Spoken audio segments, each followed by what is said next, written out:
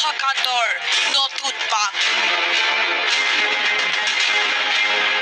CBIৰ পত্ৰক লৈ আৰক্ষীৰ মুখ্য কাৰ্যালয়ত হাহাকাৰ 7 গৰাকী আৰক্ষীৰ বিৰুদ্ধে বিভাগীয় তদন্তৰ নিৰ্দেশ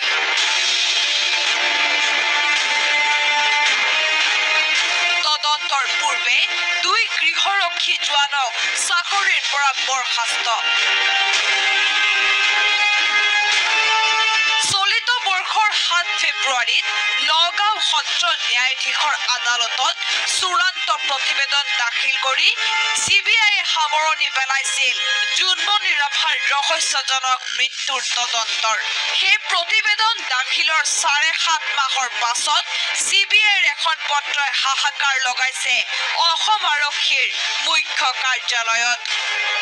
জুনমণি ৰাভাৰ ৰহস্যজনক মৃত্যুৰ তদন্ত প্ৰক্ৰিয়াত 5 গৰাকী আৰক্ষী বিষয়া 2জন কনিষ্টবল আৰু 2জন গৃহৰক্ষী জোৱানে কৰ্তব্যত গাফিলতি কৰাৰ লগতে তথ্য প্ৰমাণ নষ্ট কৰাৰ অভিযোগ CBIৰ এই পত্ৰ লাভ কৰা মাত্ৰকে চন্দ্ৰ বৰা আৰু আনাৰুল ইছলাম নামৰ 2জন গৃহৰক্ষী জোৱানক চাকৰিৰ পৰা বৰখাস্ত কৰি আৰক্ষীয়ে আৰম্ভ কৰিছে বিভাগীয় তদন্ত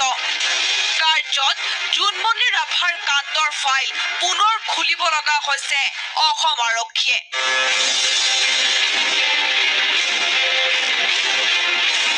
লগে লগে তদন্তৰ আওতাত সোমাই পৰিছে নগাঁৱৰ তদানীন্তন DSI Utpal Baishya মৰিকলঙৰ SI Manoj Barua হয়বৰগাঁৱৰ IC Abhajyoti Rabha জখলাবন্ধাৰ SI Zakaria Choudhury Nagaon আৰক্ষীৰ 2 কনিষ্টবল ৰেওবনিয়া আৰু মজিবুৰ ৰহমানৰ লগতে জখলাবন্ধাৰ তদানীন্তন OC পৱন কলিতাৰ বিৰুদ্ধে অসম আৰক্ষীয়ে আৰম্ভ কৰিছে বিভাগীয় তদন্ত কন্যাৰ ৰহস্যজনক মৃত্যুৰ সুবিচাৰৰ দাবী কৰি ভাগৰি পৰা মাতৃয়ে তদন্তকালত পৱন কলিতাৰ গাফিলতি পুনৰবাৰ উত্থাপন কৰিলে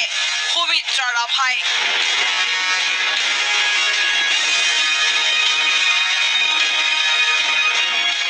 এজন যদি ধৰা পৰি যায় সবে ধৰা পৰিব মইতো আৰু সন্দেহৰ যিকিটা মানুহ আছিল কৈছোৱে তেওঁলোকে নাজানিলে জুনমণি কিহৰ কাৰণে কি হল কোনে জানিব তেওঁলোকেতো ওচৰতে আছিল আৰু সেইদিনা তাৰ লগতে আছিল তেওঁলোকে ফোনত আভাজ্যোতি ৰাভাৰ লগত আছো বুলি কৈছে এইটো পাইছো আৰু মনোজ ৰাজবংশীৰ লগত লিনাৰলৰ লগত ইহঁতে কিবা কি মানে কথা পাতিছে মই নাজানো আৰু ইহঁতে জানে পৱন কলিতাই নহয় 2023 চনৰ 15 মেৰ নিশা জুনমণি ৰাভাই হয়বৰগাঁৱৰ তদানীন্তন IC আভাজ্যোতি ৰাভাৰ সৈতে থকাৰ কথাও দোহাৰিলে দুখনি মাতৃয়ে জুনমণি ৰাভাৰ সব খুব ক্লোজ আছিলে মানে ওচৰত আছিলে উঠাই বহাই জুনমণি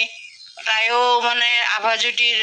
ৰাভাক দাদা বুলি মানে কিৰিক কুংবাক মই দেউতাৰ নিচিনা সন্মান কৰোঁ মনোজ ৰাজবংশীক মই নিজৰ দাদা বুলি দাদাতকৈ দাদা বুলি মই সন্মান কৰোঁ আৰু মোক ভণ্টি বুলি মানে তাই তেনেকে কৈছিলে মই একো ক'বই নোৱাৰো আভাজ্যোতি ৰাভাকো দাদা বুলি বহুত সন্মান কৰে যি কয় সেইটোকে মানে জুনমণিক এইটো হত্যা কৰিছে কি কৰি কেনেকে কি কৰিলে কিন্তু জুনমণিক তেওঁলোকে মাৰিছে ষড়যন্ত্ৰ কৰি কেনে 2023 চনৰ 16 মেৰ পুৱতি নিশা জখলাবন্ধাত জুনমণি ৰাভাৰ মৃতদেহ উদ্ধাৰৰ পাছত নগাঁৱৰ তদানীন্তন SP লীনা দলে ASP ৰূপজ্যোতি কলিতা নগাঁও সদৰ থানাৰ OC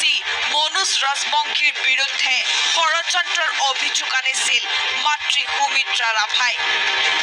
আৰক্ষীৰ শেহতীয়া তদন্তত যিকোনো এগৰাকী বিষয়া দোষী সাব্যস্ত হলে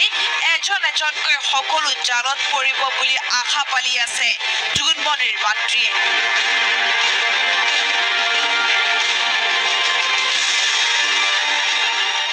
ওলাইছে সত্য বিচাৰটো কেতিয়াও লুকাই ৰাখিব নোৱাৰে ওলাবই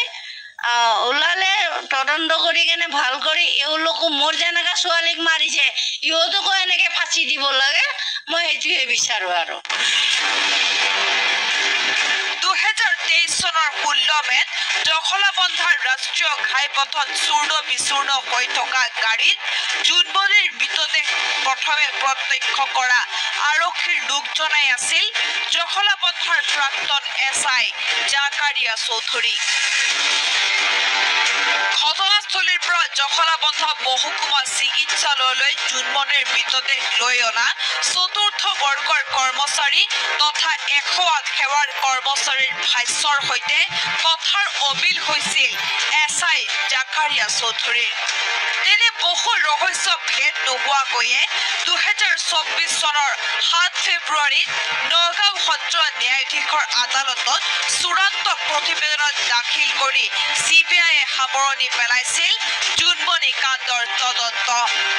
কিন্তু কেন্দ্ৰীয় তদন্তকাৰী সংস্থাটোৰ শেহতীয়া পত্ৰই অধিক ৰহস্য ঘন কৰি তুলিলে জোনমণি ৰাভাৰ মৃত্যুৰ ঘটনা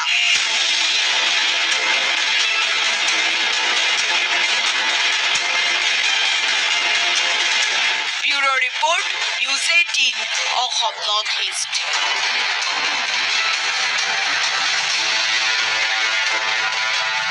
প্ৰিয় বন্ধু বান্ধৱীসকল আপোনালোকৰ আগত আগবঢ়োৱা এই প্ৰতিবেদনটো কেনে পালে যদি ভাল পালে লাইক কমেণ্ট শ্বেয়াৰ কৰিব লগতে আপুনি যদি প্ৰথমবাৰলৈ আহিছে তেনেহ'লে প্লিজ চেনেলটো ছাবস্ক্ৰাইব কৰি সহায় সহযোগিতা কৰিব আৰু অন্য এটা প্ৰতিবেদনৰ সৈতে পুনৰ লগ হ'ম আজিলৈ আহিছোঁ ধন্যবাদ